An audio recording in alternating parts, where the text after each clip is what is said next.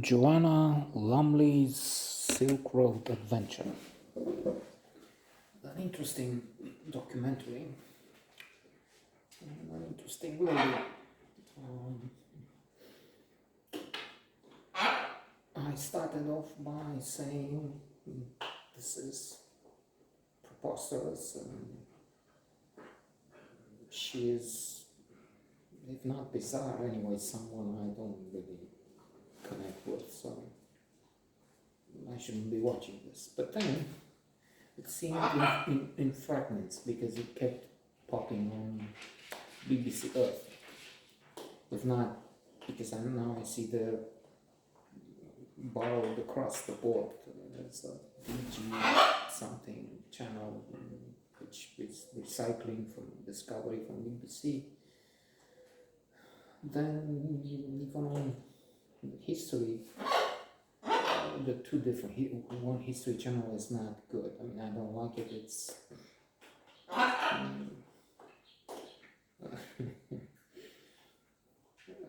It's something else. I'm laughing because I remember the way Bill Maher joked on his show,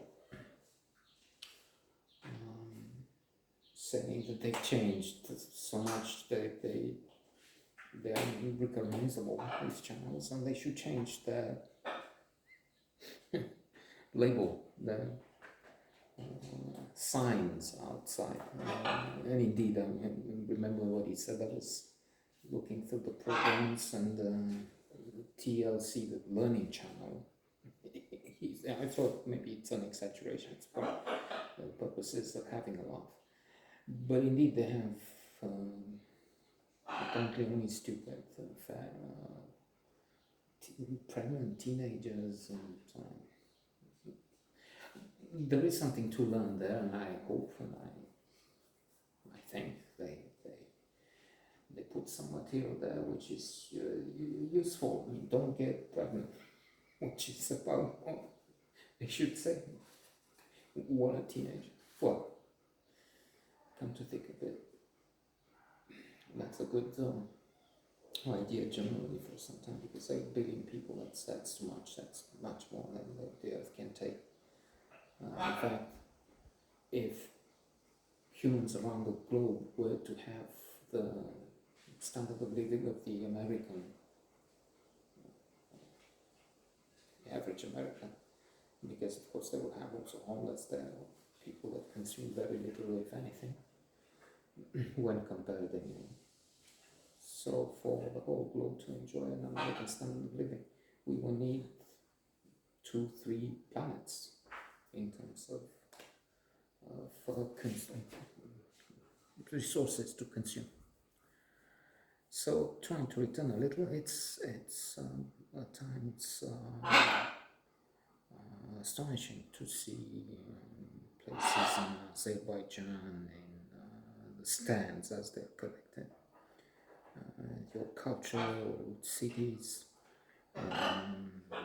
architecture, people. She has a good connection with some people. And eventually she's relatable, she's funny. So it was clearly my mistake in seeing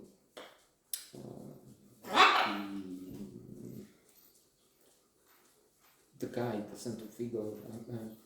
I think she's also the director for some series, if not this one, Joanna Lumley, and indeed it's amazing to see her walking Iran in a mall and get I don't know if it's Louis Vuitton, Chanel, it's one expensive designer anyway, house, luxury outfit, and she's putting on this shelf and view, because some of those places, many of those places are strange, and they have very strict, backward, often barbaric, let's say, laws. She has to tread carefully though, and that's a bit of a major nuisance at times, because it's say, well, if it it's about Iran, it should be very critical. It should told. But then this is a different genre. It's not. By the way, I didn't mention that. Well, let's conclude with it. It's an interesting journey as travel advice, but I would tell you if you're listening to this and care to have an opinion from here, don't. That's the major thing. Because the people would be nice, and they're very nice. She gets invited to meals and all this family or that. And the regimes are obnoxious. So there's that, and she cannot get into those kind of things. Probably maybe part of the arrangement. She's not focused on that. She ends at the border with China because they're not allowed the crew to film in China, which is the end of the beginning of the Silk Road. Putting it historically in the historical context. Now they have some schemes, but China's long live Taiwan. That's the country I like, and the regime I recognize.